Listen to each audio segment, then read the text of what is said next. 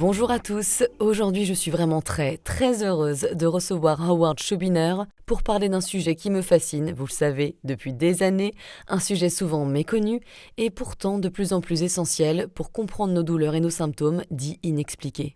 On va parler du rôle du cerveau et du système nerveux dans la douleur, des douleurs neuroplastiques, ou ce que l'on appelle parfois Mind Body Syndrome, TMS, douleurs nociplastiques ou encore troubles psychophysiologiques. Derrière tous ces mots un peu techniques, il y a une idée simple, mais assez révolutionnaire. Parfois, et j'ai même envie de dire de plus en plus souvent, la douleur ne vient pas d'une lésion dans le corps, mais d'un apprentissage du système nerveux. Une douleur bien réelle, mais entretenue par un cerveau qui reste en mode alerte, convaincu qu'il faut encore nous protéger, alors que le danger, lui, il est passé. Howard Schubiner est un médecin, professeur et chercheur américain, mais également l'un des pionniers mondiaux dans ce domaine. Formé auprès du célèbre Dr John Sarno, il a consacré sa carrière à comprendre comment le cerveau peut générer des douleurs, de la fatigue ou des symptômes étranges, mais surtout comment on peut s'en libérer. Avec lui, on va explorer des questions essentielles. Comment faire la différence entre une douleur due à une lésion structurelle et une douleur apprise par le système nerveux? Quels sont les indices qui permettent de reconnaître une douleur neuroplastique? Pourquoi le cerveau continue-t-il parfois à produire des symptômes, même après la guérison du corps? Et surtout, comment sortir de ce cycle infernal de douleur et de peur et de peur et de douleur, et réapprendre la sécurité? On parlera aussi des autres manifestations de cette dérégulation du système nerveux, fatigue chronique, vertige, hypersensibilité, brûlures étranges, intolérance alimentaire, fibromyalgie, etc., etc. Et le etc. est important parce que sachez que le cerveau, si puissant, peut vous créer n'importe quel symptôme. Nous finirons ensuite par aborder l'importance de gérer ses émotions, et oui, toujours, et de ce que la science nous apprend aujourd'hui sur leur rôle. Bref, un épisode dense, passionnant et plein d'espoir, hallelujah, pour toutes celles et ceux qui cherchent à comprendre ce que leur corps essaie de leur dire. Bonne écoute! Bonjour Howard, je suis super contente de te recevoir aujourd'hui dans mon podcast français, c'est vraiment un plaisir. Merci de m'avoir invité. On est dans des fuseaux horaires différents. Je sais, il est très tôt pour toi, merci beaucoup d'être là. Alors je te connais depuis un moment déjà, mais pour ceux pour qui ce n'est pas le cas, est-ce que tu peux expliquer un peu ce que tu fais dans la vie et comment tu es arrivé à travailler dans ce domaine si particulier et à l'époque encore méconnu? Je sais que c'est lié au docteur Sarno puisque tu as travaillé avec lui, et si tu peux en parler un peu, ce serait un plaisir d'entendre cette histoire. Oui, bien sûr, avec plaisir. Je suis médecin. J'ai commencé dans un environnement universitaire. Je faisais beaucoup de recherches, d'enseignement, d'écriture, et je dirigeais des programmes. En 2002, j'étais déjà professeur titulaire à la faculté de médecine où je travaillais depuis 18 ans. Et j'ai lu un livre du docteur John Sarno. Le docteur Sarno parlait de la connexion entre l'esprit et le corps. Il se concentrait surtout sur les personnes souffrant de douleurs dorsales, mais il voyait aussi des gens atteints d'autres problèmes. En observant ces patients, il remarquait que beaucoup avaient de fortes douleurs au dos, alors que leur radio ou IRM ne montrait que de légères anomalies. Et inversement, il voyait des personnes sans aucune douleur, mais dont les IRM présentaient des anomalies graves, en apparence très sérieuses. Cela n'avait aucun sens pour lui. Il voulait vraiment comprendre, car les traitements classiques du mal de dos n'aident souvent pas beaucoup. Il a donc commencé à s'intéresser à l'esprit, au rôle du stress et des émotions. En évaluant les gens très attentivement, il a découvert que beaucoup d'entre eux avaient des anomalies visibles à l'IRM ou à la radio, mais sans véritable atteinte de la colonne vertébrale. Même des personnes en parfaite santé, sans douleur, montrent souvent ces anomalies. Moi aussi, j'en ai, et la recherche l'a confirmé. Il avait donc raison. On peut avoir une IRM très anormale, sans rien avoir de grave au niveau du dos, tout en ressentant de la douleur. Il en a conclu que, pour beaucoup de personnes, la douleur provenait du cerveau. C'était une idée révolutionnaire. J'ai un peu travaillé avec lui, puis j'ai voulu tester cette méthode moi-même et voir ce que je pouvais en apprendre. C'était il y a 22 ans. Et depuis, c'est ce que je fais. Bon travail! Pour être clair pour certains auditeurs, qu'est-ce que c'est exactement la douleur neuroplastique? Parce qu'en plus, il y a plusieurs termes, hein. On parle du syndrome corps-esprit, la douleur nociplastique, le TMS. tension myositis syndrome, les douleurs des circuits neuronaux, etc. Plusieurs noms pour dire à peu près la même chose.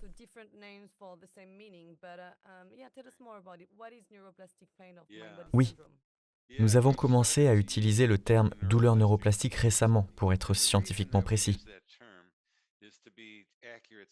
La neuroplasticité, c'est la science du fonctionnement du cerveau, la manière dont il apprend à partir de ses expériences. Quand un enfant apprend, et tu as un bébé, il apprend chaque jour. Il développe de nouveaux circuits pour babiller, parler, ramper, marcher. Tout cela s'apprend. Les enfants ont une incroyable capacité à apprendre. Les langues, les instruments, tout. Et les adultes aussi. Le cerveau est toujours en train de changer, de se reconfigurer. Et c'est le cerveau qui produit ce que nous expérimentons. Quand nous voyons, en réalité, nous ne voyons pas avec nos yeux.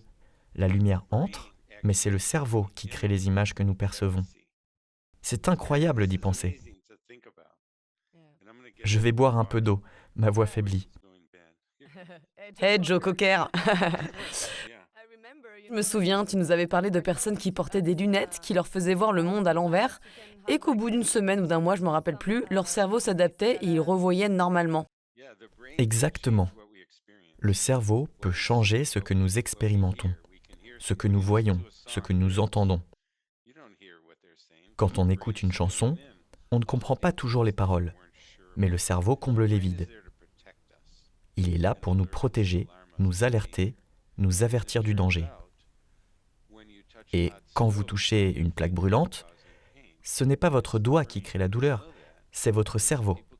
On le sait parce que certaines personnes peuvent se blesser sans avoir mal. Pourquoi le cerveau ne créerait pas de la douleur quand il y a une blessure ? Normalement, quand vous vous cassez la cheville, la douleur sert à vous empêcher de marcher dessus. Donc le cerveau vous signale qu'il y a un danger. Mais si un lion vous poursuit, même si votre cheville est blessée, votre cerveau ne va pas activer la douleur parce qu'il veut que vous couriez. C'est un danger encore plus alarmant. Le cerveau peut donc activer ou désactiver la douleur. Et nous savons qu'il peut aussi produire de la douleur sans blessure. Quand on comprend ces deux faits, que le cerveau ne déclenche pas toujours la douleur quand il y a blessure et qu'il peut la déclencher sans blessure, on réalise qu'il peut aussi créer d'autres symptômes. Vertige, bourdonnement, nausées, toutes sortes de sensations face à un danger perçu. Par exemple, avant de donner une conférence devant 1000 personnes, votre estomac se noue ou vous avez la diarrhée. C'est votre cerveau qui dit « Attention, c'est effrayant ». C'est comme ça que le cerveau fonctionne. Une fois qu'on comprend ça, on peut aller plus loin. La douleur peut être apprise. Elle devient un circuit neuronal dans le cerveau, renforcé avec le temps. On a vu des gens souffrir depuis 2, 5, 10, 20 ans. Et quand ce n'est pas un problème structurel, c'est réversible. C'est ça la révolution.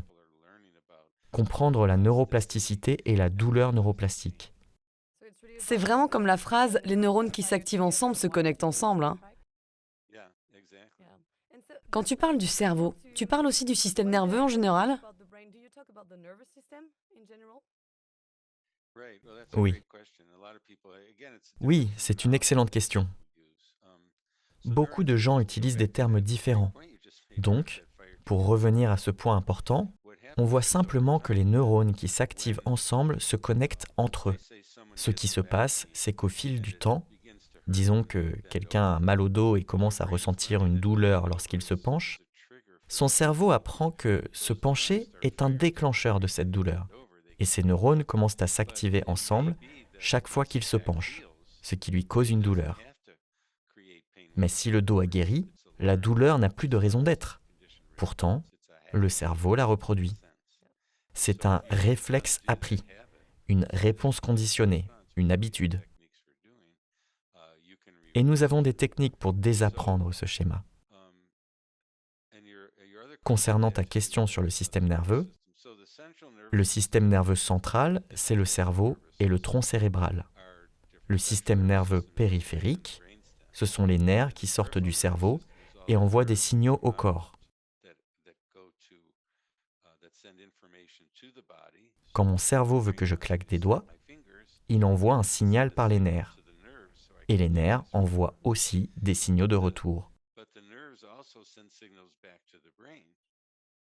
Quand on parle du système nerveux, on inclut souvent les deux, car ils travaillent ensemble. Mais moi, je parle surtout du cerveau, car le système nerveux périphérique n'a pas de mémoire. La mémoire, la plasticité, c'est dans le cerveau. Le cerveau a la mémoire.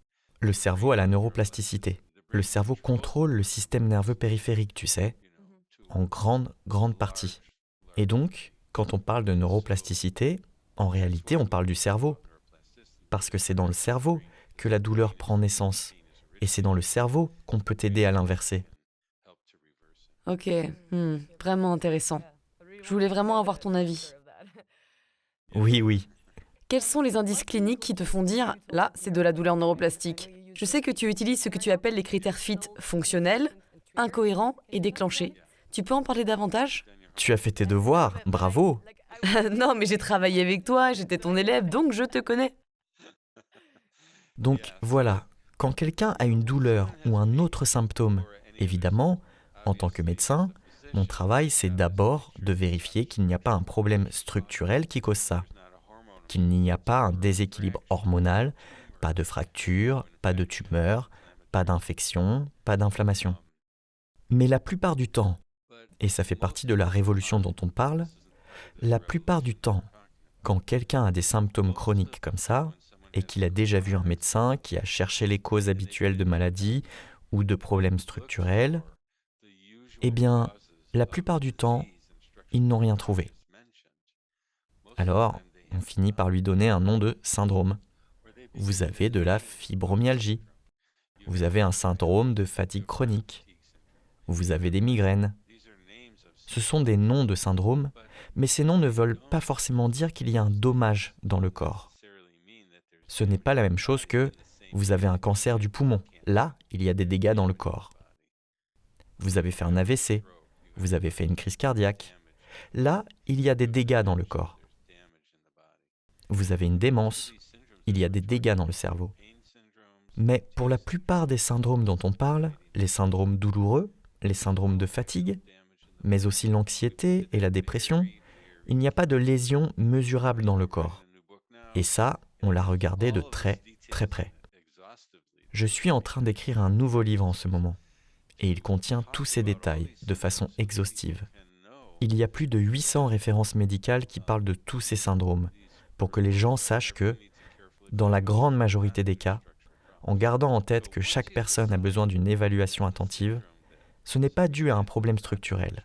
Donc, 1. D'abord, tu détermines que le syndrome de la personne n'est pas dû à un problème structurel. 2. Ensuite, tu passes à l'étape suivante. On veut confirmer que c'est bien un problème neuroplastique. Et c'est là qu'interviennent les critères FIT. Le F, fonctionnel, ça veut dire un syndrome qui, par définition, n'est pas causé par un dommage structurel. Par exemple, si quelqu'un a mal partout dans tout le corps, une douleur globale du corps entier, il n'existe pas de maladie qui donne ça. Si quelqu'un dit « j'ai mal dans tout le bras, dans toute la tête », ou des zones qui ne correspondent pas à une structure unique connue. Par exemple, tout le bras. Il n'y a pas un seul nerf qui innerve tout le bras d'un seul bloc. Il y a des nerfs pour l'intérieur du bras, d'autres pour l'extérieur du bras. Donc, tout le bras en entier ne correspond pas à un trajet nerveux unique. Il n'y a pas une seule maladie qui donne exactement mal partout dans tout le bras. Le I, inconsistant, inconstant, la douleur s'allume, s'éteint, vient, repart, change d'endroit, bouge dans le corps. Ça nous dit que le cerveau allume certains circuits neuronaux et en éteint d'autres. C'est extrêmement utile pour comprendre ce qui se passe. Le T, triggered, ou en français déclenché, la douleur peut être déclenchée par la météo, par le stress, par le son, la lumière, un écran d'ordinateur. Là encore, ça nous montre que c'est le cerveau. Je vais raconter une histoire que j'adore raconter maintenant. Je l'ai apprise l'an dernier. C'est un homme qui avait 25 ans de douleur, mal au dos, mal à la jambe, mal aux pieds. Il ne pouvait pas rester debout, il ne pouvait pas rester assis. Quand il s'asseyait, il avait mal aux fesses. Quand il se mettait debout, il avait mal aux pieds. Il a dû partir à la retraite. Il ne pouvait plus rien faire. Il passait tout son temps dans un fauteuil inclinable. Il était déprimé, suicidaire. Sa vie était finie. C'était une douleur sévère. Il allait dans 2 grands centres médicaux majeurs. Il recevait les meilleurs soins possibles qui existent. Personne ne pouvait l'aider. On lui disait juste « c'est incurable ». Quelqu'un, un kiné, un physiothérapeute, lui a parlé de la douleur neuroplastique. Il lui a dit « tu devrais regarder ça, va voir des podcasts, des vidéos ». Alors il l'a fait. Et il s'est dit « waouh, c'est intéressant, mais est-ce que ça s'applique vraiment à moi ?» Un jour, il avait une douleur niveau 5 sur 10 dans le dos et dans la jambe. Il entre dans une pharmacie, il voit qu'il y a une longue file d'attente, donc il va devoir rester debout un moment. Et en 3 secondes, sa douleur passe de 5 à 9, juste parce qu'il voit la file. Ça, c'est une douleur déclenchée par un stimulus anodin. Le stress, dans son cerveau, a anticipé la douleur et a allumé la douleur. Et à ce moment-là, il s'est dit « Preuve parfaite ». Preuve parfaite. Je ne sais pas comment on le dit en français. Mon Dieu, sacre bleu. Je pense que j'en serais probablement un peu plus vulgaire. Oui, aux États-Unis, on dirait What the fuck. Mais ce moment-là lui a donné l'information dont il avait besoin. Après ça, il est devenu confiant que sa douleur venait de la neuroplasticité, même si elle était sévère, même si elle durait depuis très très longtemps. Et il a commencé à aller mieux. Il s'est remis à bouger, il s'est remis à marcher. Il savait qu'il ne se faisait pas du mal, qu'il n'était pas abîmé, pas cassé. Et il se répétait « Je vais bien, je suis en sécurité, je vais m'en sortir ». Et il continuait à bouger, à refaire des choses. Certains jours étaient meilleurs que d'autres, mais en quelques semaines, il a commencé à aller mieux. Et ça, c'est une révolution. Parce qu'aucun de ses médecins ne lui donnait la moindre chance de récupérer. Et maintenant, il n'a plus aucune douleur. Il peut faire ce qu'il veut. Tu dois voir tellement de gens qui se sentent brisés et sans espoir. Exactement. Tellement de gens. On parle là des causes majeures d'invalidité dans le monde. Mal de tête, mal de dos, douleurs musculo-squelettiques, douleurs à l'estomac, douleurs pelviennes, syndrome de fatigue chronique, anxiété, Oui, l'anxiété. dépression. Et comment le cerveau apprend à produire, mais surtout à maintenir la douleur? C'est un point très important. Oui, excellente question. Le cerveau apprend la douleur de 2 façons en général. Première façon, une blessure. Il se passe quelque chose physiquement, ça fait mal, et le cerveau crée la douleur pour une bonne raison, te protéger. C'est normal. Deuxième façon, une blessure émotionnelle. Le cerveau peut créer de la douleur, ou d'autres symptômes dont j'ai parlé, pour une autre bonne raison. La bonne raison, c'est « il y a quelque chose qui me préoccupe ». Il y a quelque chose qui m'inquiète. Il y a un danger dans ma vie. Par exemple, si tu as eu un parent très critique dans ton enfance, tu deviens extrêmement sensible à la critique. Tu apprends à essayer d'être parfait tout le temps, à être bien, à ne pas décevoir. Puis tu grandis et maintenant tu as un patron qui est critique, qui micromanage, qui te juge, qui te crie dessus en permanence. Toi, tu essaies d'être parfait, mais il te crie dessus quand même et tu commences à avoir des maux de tête. Il y a une bonne raison pour ce mal de tête ou pour ce mal de ventre. La raison, c'est que le cerveau essaie de te protéger d'un danger. Mais dans ce cas, c'est un danger émotionnel. Donc, la douleur peut démarrer comme ça. Mais ensuite, très souvent, la douleur prend sa propre vie, à cause des réponses conditionnées dont je parlais. Et aussi parce que, quand tu as mal ou que tu as ces autres symptômes, tu commences à en avoir peur, à t'inquiéter, à focaliser dessus, à essayer de comprendre ce qui t'arrive. Et souvent, la réponse qu'on te donne n'est pas la bonne. On te dit « tu as une hernie discale, tu as la migraine, tu as la fibromyalgie, tu as le syndrome de fatigue chronique. » Et ce diagnostic te fait encore plus peur. Et cette peur renvoie un message au cerveau. C'est grave, très grave. Il y a un énorme problème. Et le cerveau répond « oui, énorme problème ». Et il crée encore plus de symptômes. Ça devient un cercle vicieux. Douleur, peur, plus de douleur, plus de peur. Et si tu restes dans cette situation émotionnelle non résolue, par exemple, tu restes dans ce job avec ce patron critique, ton cerveau continue de recevoir des messages de danger. Tu n'es pas en sécurité, tu es en danger.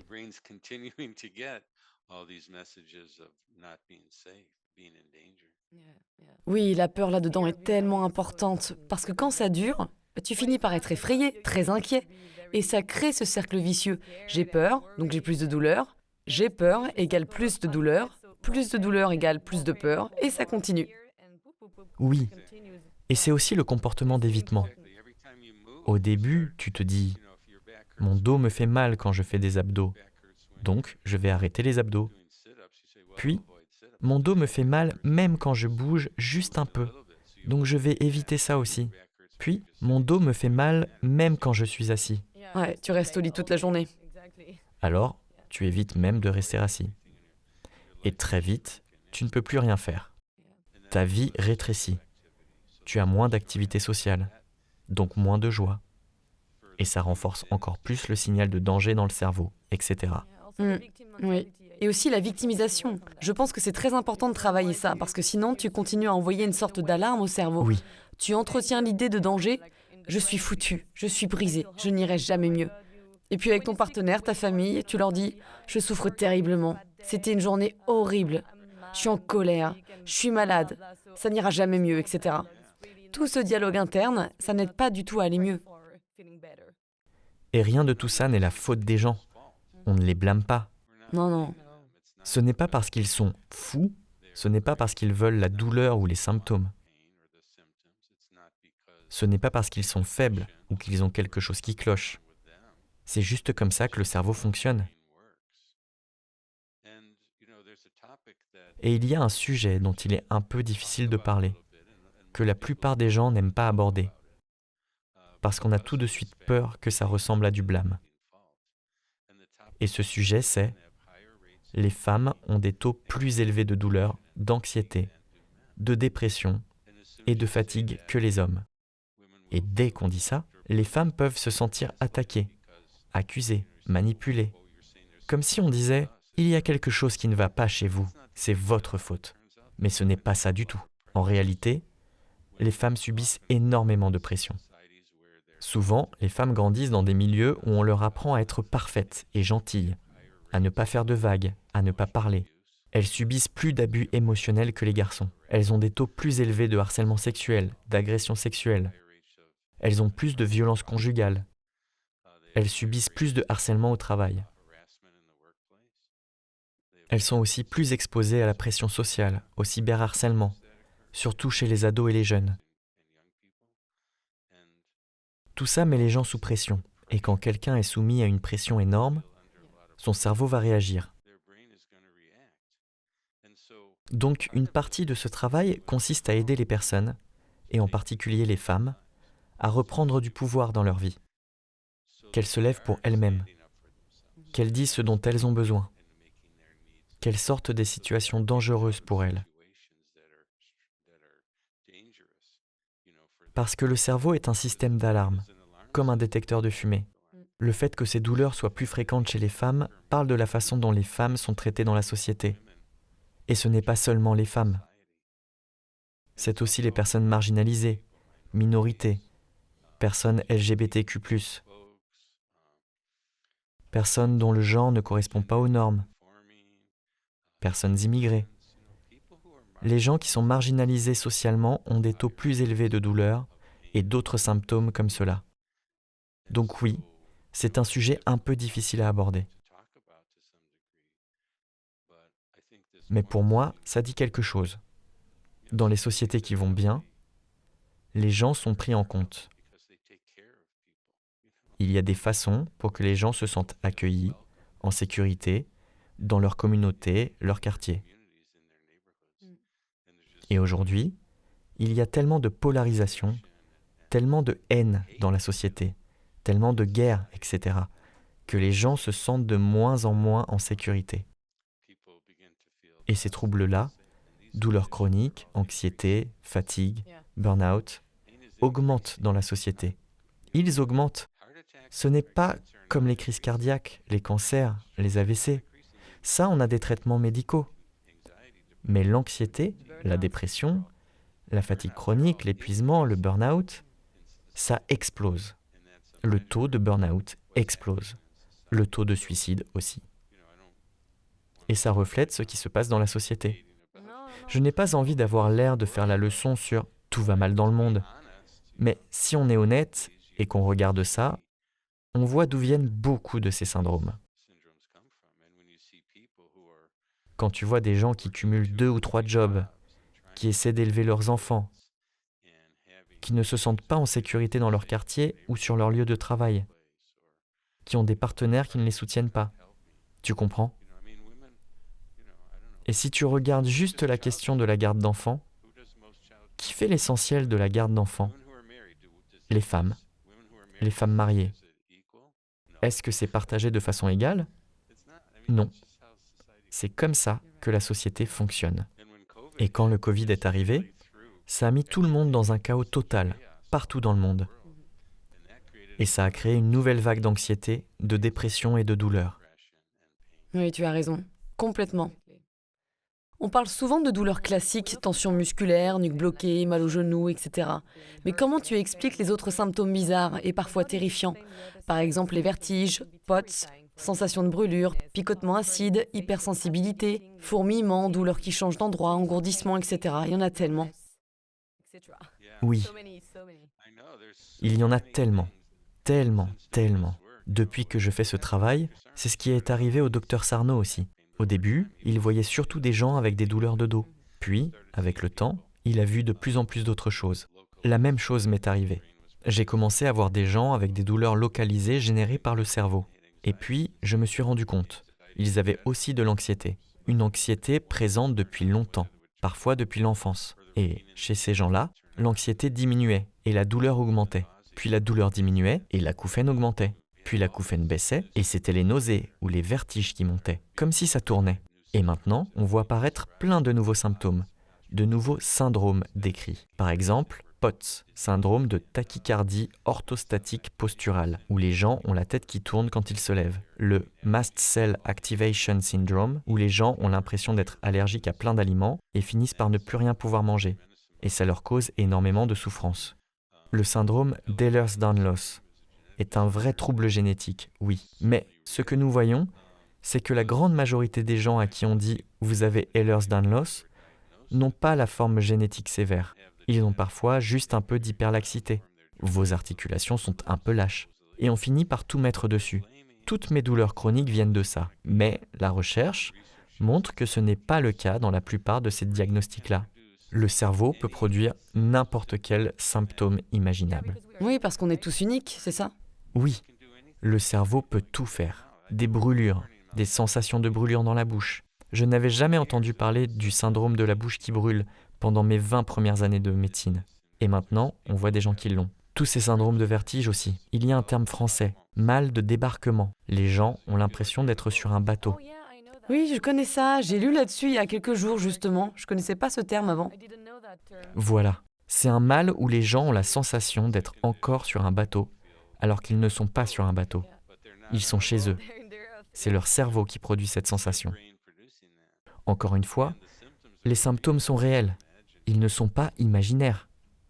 Mais quand ils sont causés par le cerveau, ils sont potentiellement réversibles. C'est ça qu'il faut apprendre et garder en tête. Tout peut être différent d'une personne à l'autre, mais ça revient au même point, le cerveau. Oui, quand ce n'est pas une maladie du corps. Bien sûr. On a fait une étude sur les douleurs du dos. On a examiné 222 personnes avec des douleurs chroniques au cou et au dos. 98% d'entre elles avaient une IRM anormale. Mais les gens en bonne santé ont aussi des IRM anormales. C'est très courant. Moi aussi. Toi aussi probablement, même à ton jeune âge. Mais on a déterminé que 88% de ces 222 personnes avaient une douleur non structurelle. 88%. C'est énorme. Ça veut dire pas de maladie dans le dos expliquant la douleur. Si tu prends les gens avec des céphalées chroniques, des maux de tête chroniques, plus de 90%, 95% au moins, ne sont pas structurels. Si tu prends les douleurs abdominales chroniques, les douleurs pelviennes chroniques, environ 90% ne sont pas structurels. Si tu prends les étourdissements, les acouphènes, pareil, dans 90% des cas, ce n'est pas structurel. Les nausées chroniques aussi, pareil. Donc il y a énormément de symptômes que le cerveau peut causer. Oui, souvent il y a ce terme en anglais, symptom imperative ou rotation des symptômes. Tu règles un symptôme, il disparaît et hop, un autre arrive. Mais en fait, c'est la même chose. Oui, dans ce cas-là, ça vient du signal de danger dans le cerveau, mais ce n'est pas exactement le même circuit neuronal. C'est un autre circuit qui prend le relais. Et comme tu le dis, c'est comme ça qu'on le diagnostique. On voit qu'un symptôme s'éteint et qu'un autre s'allume à la place. J'ai vu une patiente qui, le lundi, avait mal du côté droit du ventre. Le mardi, c'était du côté gauche. Le mercredi, c'était revenu à droite. Ça changeait chaque jour de la semaine.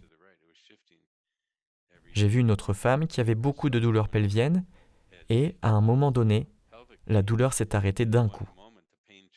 Et tout d'un coup, elle a eu une anxiété sévère, instantanément, comme un interrupteur.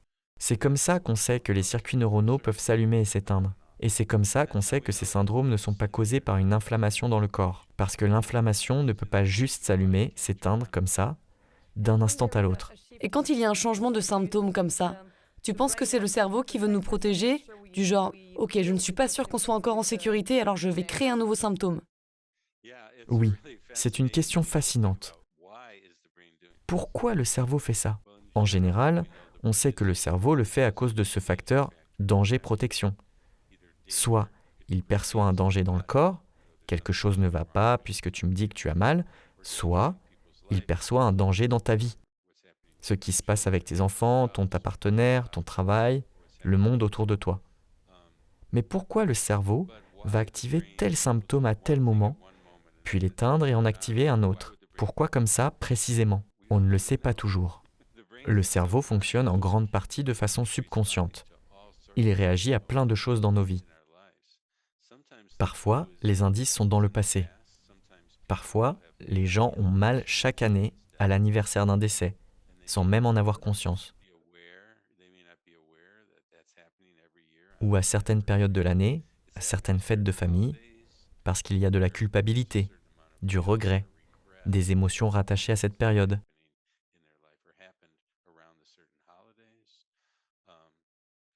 Parfois, ça vient juste d'une pensée. Je te donne un exemple. Hier, je parlais avec une patiente. Elle me disait qu'elle marchait et qu'elle se sentait plutôt bien. Et puis elle a pensé, d'habitude, quand je marche, j'ai ce type de douleur abdominale. Et dès qu'elle y a pensé, la douleur est arrivée, instantanément. Juste parce qu'elle y a pensé. Son cerveau l'a allumée.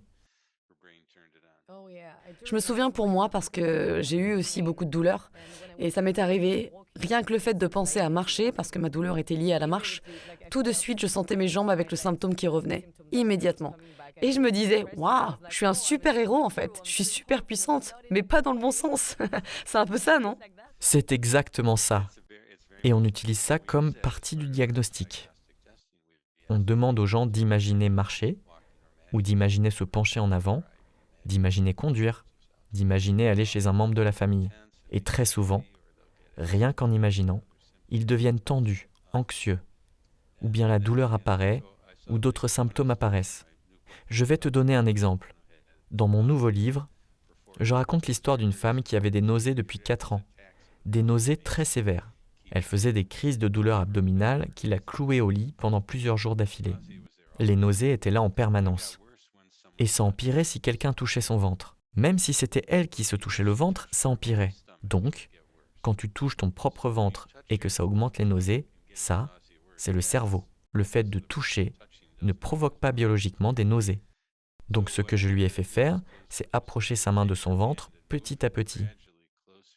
Et dès que sa main était, je dirais, à 15 cm de son ventre, les nausées montaient. Je lui ai dit « Tu vois ?» Puis je lui ai demandé d'imaginer seulement qu'elle posait la main sur son ventre. Rien que l'imaginer faisait monter les nausées. Alors, on a commencé à en rire ensemble. On disait « Ok, ça, c'est le cerveau. » Tous ces examens étaient normaux.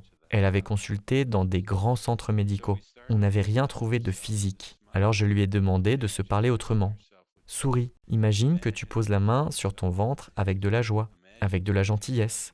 Imagine que tu touches ton ventre en te disant « Je vais bien, je suis en sécurité ». L'idée, c'est de donner au cerveau des messages clairs de sécurité pour contrebalancer le signal de danger qu'il avait appris. Elle a commencé à s'entraîner à ça. Et en 5 minutes, elle pouvait toucher son ventre. Le lendemain matin, elle touchait son ventre normalement. Ses nausées avaient disparu en un jour parce qu'elle avait éteint ce circuit neuronal. C'était incroyable à voir. Waouh, ouais, complètement.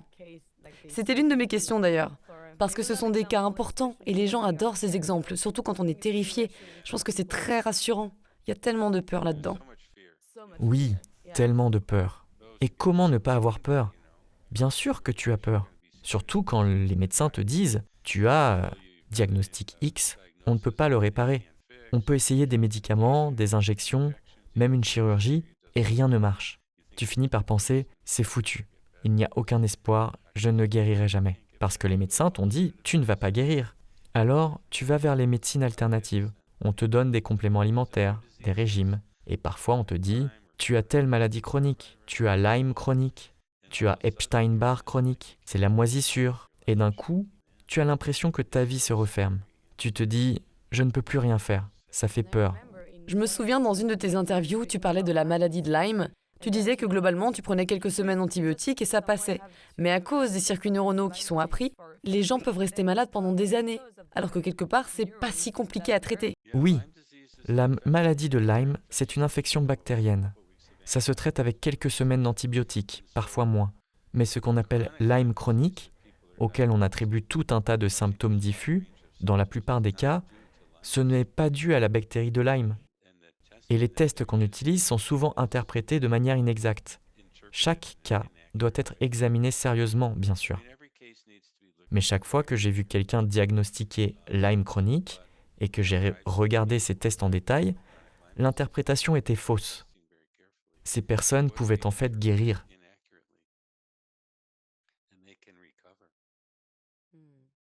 Ça me fait penser à la moisissure, ce qu'on appelle mold en anglais. Beaucoup de gens ont très peur de ça et c'est compréhensible, on n'a pas envie d'avoir de la moisissure chez soi. Mais souvent, tu as une personne dans la maison qui est très malade, au point de ne plus sortir, d'être alitée, d'avoir des multiples symptômes, et pourtant le reste de la famille va bien. Donc ça montre qu'il y a autre chose à regarder. Oui, chaque maison a de la moisissure. Je veux dire, comment tu fais du levain pour du pain au levain? Tu prends un bol, tu mets de l'eau, de la farine, un peu de sucre peut-être, et le levain se forme tout seul. D'où il vient? Des levures dans l'air. Les levures, ce sont des champignons. C'est partout. Des gens vivent dans des pays tropicaux, dans des environnements humides, avec beaucoup de moisissures dans les murs, parce qu'il fait humide, parce qu'il pleut, et ils ne sont pas malades. Donc l'idée que la moisissure cause tous ces symptômes chroniques, encore une fois, c'est souvent pas exact. La moisissure peut provoquer un vrai problème pulmonaire, une pneumopathie d'hypersensibilité, qu'on traite avec des corticoïdes. Mais la grande majorité des gens à qui on dit « tu es intoxiqué par la moisissure », on leur dit ça parce qu'ils ont du brouillard cérébral, de l'anxiété, des maux de tête, des douleurs abdominales. Et ce n'est pas exact. On leur donne un diagnostic qui peut les détruire psychologiquement. C'est terrifiant. On a vu des gens quitter leur maison, dépenser des centaines de milliers de dollars pour tout démolir et enlever la moisissure. Tu ne peux pas enlever toute la moisissure. Si tu as vraiment un mur couvert de moisissure noire, oui, il faut réparer. Mais une fois que c'est réparé, beaucoup de gens disent encore « je suis malade, je ne peux pas aller dans tel bâtiment ». J'ai vu une femme qui a quitté sa maison, puis une deuxième, puis une troisième. Elle n'arrêtait pas de déménager parce qu'elle disait « cette maison me rend malade ». Mais ce n'est pas la maison, c'était son cerveau. Elle a fini par vivre seule, au sommet d'une montagne, dans le désert. C'est horrible. Et elle avait encore des symptômes, parce qu'elle ne traitait pas la vraie cause. C'est vraiment triste. Oui, c'est vraiment triste. Mais c'est ça que j'aime aussi dans cette approche. Quand tu essaies de guérir, tu travailles aussi sur tout ton dialogue interne autour des symptômes. Tu t'envoies des messages de sécurité. Pour moi, ça a littéralement changé ma vie.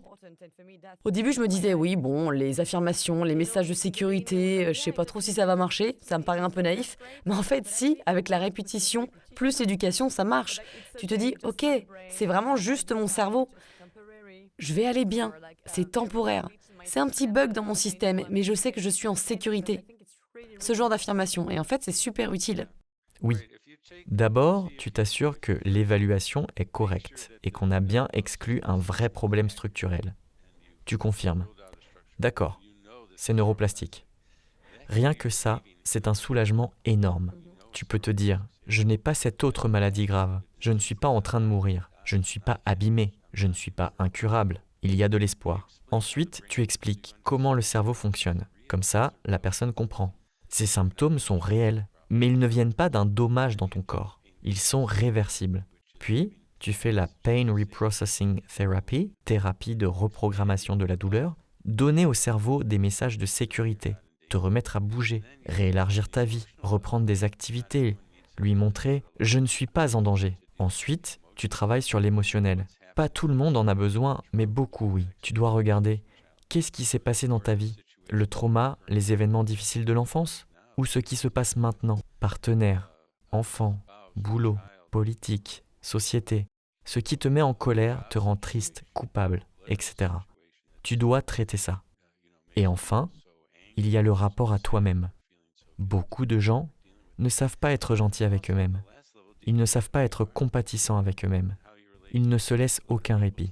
Ils sont tellement perfectionnistes qu'ils se mettent une pression constante. Ils travaillent trop. Ils se blâment. Ils ne disent jamais ce dont ils ont besoin. Ils n'osent pas s'affirmer. Tout ça peut être essentiel pour guérir.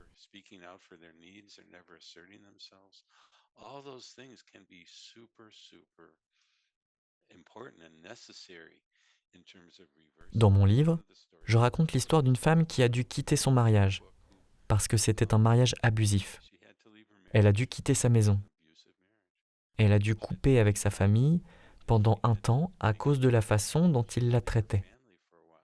On ne recommande pas ça tout le temps, évidemment, mais dans son cas, c'était nécessaire. Et ça a été l'élément le plus important de sa guérison, s'affirmer.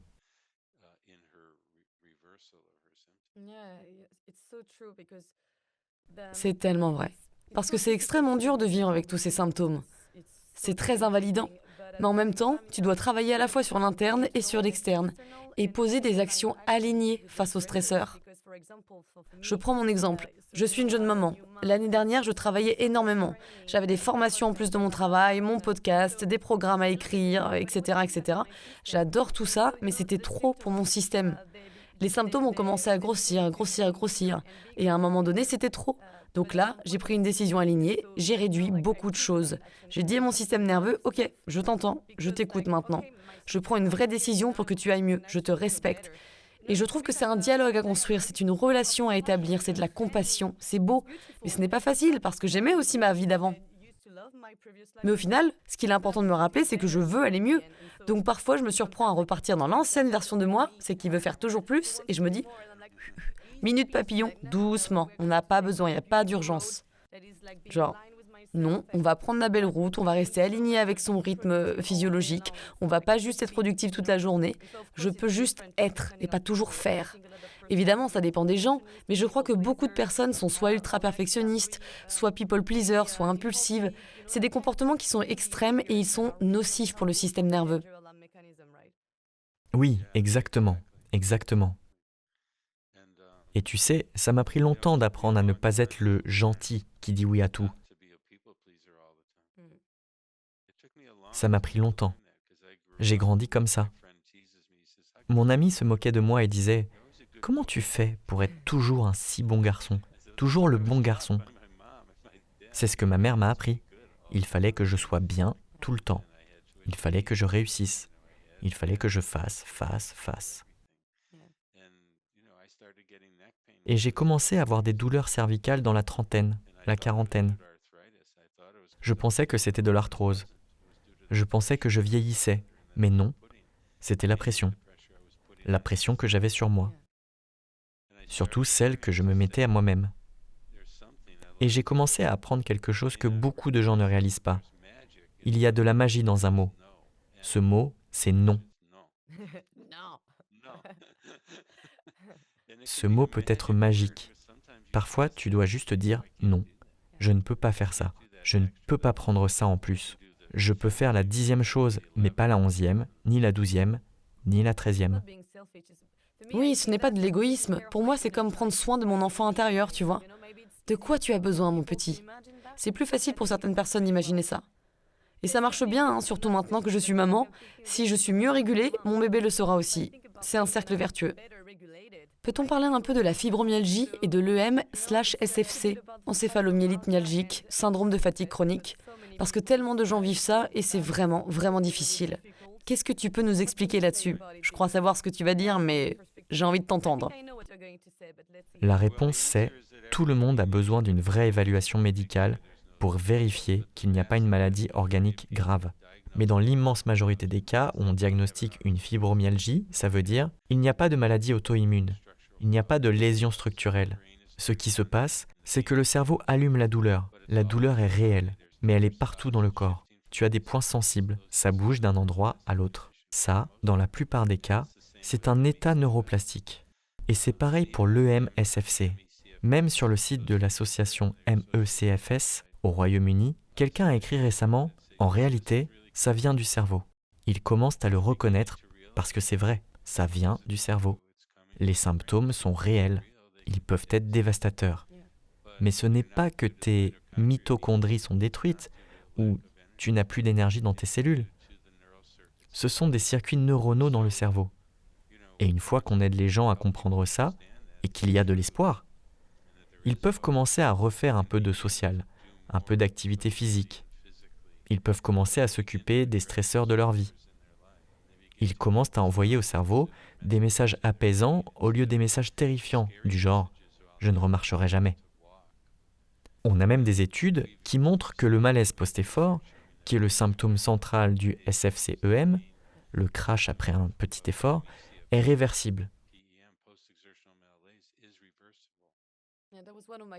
C'était justement une de mes questions. Comment tu gères ça en pratique? Qu'est-ce que tu dis à tes patients qui souffrent de ça? Encore une fois, ça commence par l'évaluation. Quelle est la cause? La cause est neuroplastique. Donc le traitement est neuroplastique. Si le cerveau peut apprendre le crash post-effort, alors le cerveau peut le désapprendre. Si tu es tout le temps focalisé sur « je ne dois pas dépasser 90 de fréquence cardiaque », tu vis dans la peur. Et cette peur maintient les symptômes. Donc ce qu'on dit c'est « on va marcher, on va sortir marcher, on jette le cardio fréquence mètre et on va marcher avec de la joie, avec de la douceur, avec de l'amour, avec de la bienveillance. » Ça a l'air gnangnan, mais non. Oh non, ce n'est pas gnangnan. On marche avec ça en tête et on se répète « je suis en sécurité, je vais bien, je vais m'en sortir, mon corps va bien ». On marche 5 minutes, puis on recommence. Et si tu fais un crash après, tu recommences quand même. Tu es littéralement en train d'entraîner ton cerveau à comprendre « je vais bien ». Et au bout d'un moment, le cerveau arrête de provoquer ces crashs. Parfois ça revient, parfois non. Et là tu dis « tu vois, ce n'est pas constant. C'est encore la preuve que c'est mon cerveau ». Puis tu marches 10 minutes, puis 15, et tu progresses. Et c'est pour ça que les messages de sécurité sont tellement importants, comme je le disais tout à l'heure, pour contrebalancer les pensées négatives et stressantes. Bien sûr qu'on vit dans la peur, c'est normal parce que c'est dur, mais tout se joue dans le dialogue interne, encore et encore et encore, des centaines de fois par jour. Ok, je marche 5 minutes. Ah, je sens mon cœur s'accélérer. Ah, j'ai des palpitations. Oh mon Dieu, je panique. Je me rappelle mes messages de sécurité. Ok, non, c'est bon. C'est juste mon système nerveux, c'est un petit bug du cerveau. Tout va bien, je suis en sécurité. Et répéter en boucle, ça commence à fonctionner. Pour moi, c'est comme ça que ça s'est passé en tout cas. Et je pense que pour beaucoup de gens aussi. Oui, tu dois donner au cerveau des messages précis et vrais. Oui. Pour moi, après le diagnostic, l'éducation est essentielle. Comprendre ce qui se passe, comprendre qu'on peut faire quelque chose. Après ça, il y a l'exposition graduée, la rééducation du cerveau à la sécurité, la thérapie de retraitement de la douleur. Exactement, c'est exactement ça.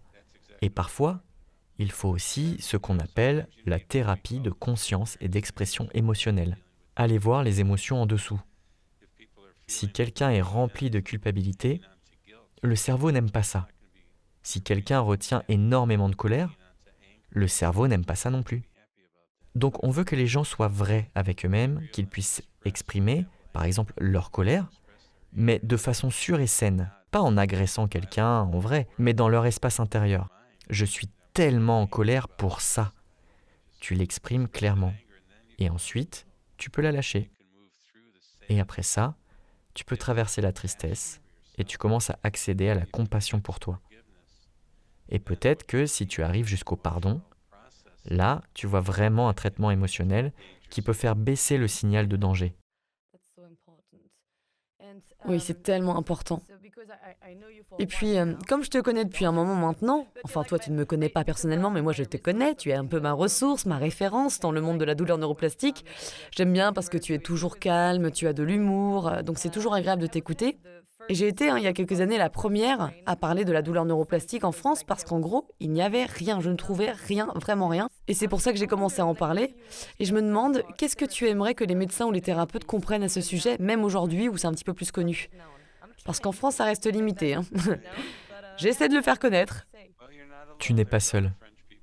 Je connais d'autres personnes françaises qui le font aussi. Alléluia. Et tu sais, c'est un pays magnifique et un endroit important dans le monde. J'ai fait un voyage à vélo en Bourgogne l'année dernière. On a adoré.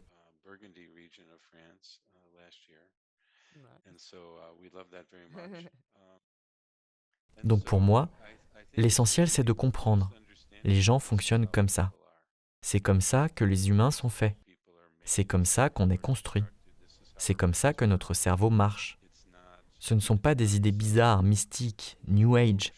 Tout ça repose sur de la neuroscience solide, sur ce qu'on appelle la modélisation prédiction du cerveau. Notre cerveau crée ce qu'on voit, ce qu'on entend, ce qu'on ressent. Et quand tu comprends vraiment ça, et que tu l'appliques jusqu'au bout, en faisant l'évaluation clinique, en regardant de près la vie des gens, en leur parlant, en cherchant les indices, toutes les preuves sont là. Je fais ça depuis 22 ans. Toutes les preuves sont là quand tu prends le temps de parler aux gens de leur vie et de leurs symptômes. Ouais. Et je pensais aux IRM qui montrent, tu sais, des disques bombés, des disques dégénératifs, etc. Quand les gens voient quelque chose de structurel, un problème sur l'IRM, comment ils peuvent comprendre que malgré ça, ça peut quand même être de la douleur neuroplastique? Oui, parce que si tu regardes la recherche, elle montre que les phénomènes dégénératifs, les disques usés, l'arthrose, etc., augmentent avec l'âge et que tout le monde, tout le monde finit par en avoir.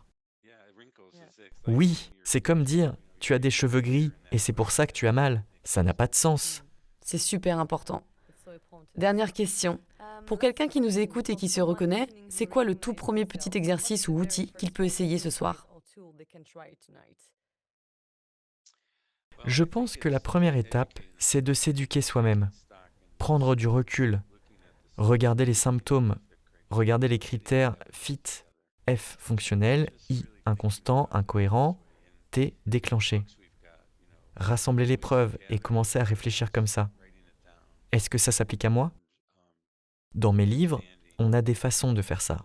Rassembler les éléments, les écrire et se demander est-ce que c'est vraiment mon cas ou pas? Parce que ce n'est pas une bonne idée de commencer les exercices tant que tu n'es pas clair sur le fait que tes symptômes sont bien liés à la neuroplasticité. Une fois que tu arrives à ça, et ça déjà c'est un énorme pas, alors tu peux commencer les exercices. Le moyen le plus simple de commencer à aller mieux dans une condition neuroplastique, c'est 1. Savoir que tu n'es pas abîmé, pas cassé. 2. Recommencer à vivre ta vie aussi pleinement que possible, avec autant de joie, autant de calme que possible. 3. Te défendre toi-même dans le monde. Et quand tu fais ça, les gens vont mieux. C'est tellement vrai ce que tu dis. Vraiment important parce que quand tu souffres toute la journée, tu ne sais même plus comment ressentir de la joie. T'as plus de but, tu ris plus, tu ne cultives plus des bons sentiments. Et je pense que c'est aussi essayer d'en remettre un peu dans la journée.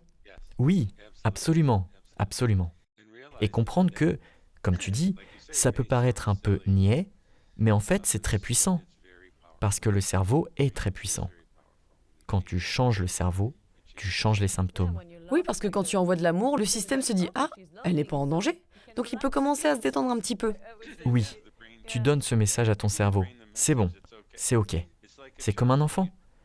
Quand tu donnes à un enfant de la sécurité, comme tu disais, sécurité, réconfort, certitude, des règles claires, l'enfant connaît les règles, il sait qu'il va être en sécurité, il sait qu'il va être nourri, qu'il va aller bien. Alors, il peut se détendre, il peut être heureux. Ouais. Alors juste une question parce que ça vient de me venir à l'esprit. On n'a pas parlé du somatic tracking que j'adore et que je trouve personnellement vraiment utile. Je me demandais si tu l'utilises beaucoup. Je suppose que oui. Beaucoup de gens l'utilisent. Moi, personnellement, je ne l'utilise pas tant que ça. Mais l'idée est importante et elle est déjà incluse dans tout ce qu'on vient de dire. Le principe du somatic tracking, c'est te permettre de ressentir ce que tu ressens. Tension dans le ventre, nausée, vertige, inconfort. Et rester avec ça sans peur. Juste l'observer, prendre un pas de recul, regarder ce qui se passe. Savoir que c'est OK. Même sourire en te disant « Ah, voilà ma sensation. C'est bon, je vais aller bien. » Donc oui, c'est complètement cohérent avec ce dont on parle. Pour moi, ça m'a énormément aidé pour la douleur parce qu'il y avait tellement d'associations entre la peur et les symptômes.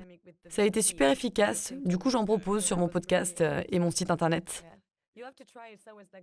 Howard, merci beaucoup. C'était un plaisir. Oui, il faut essayer.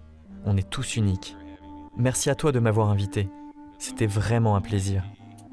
Bonne chance avec ton petit bébé.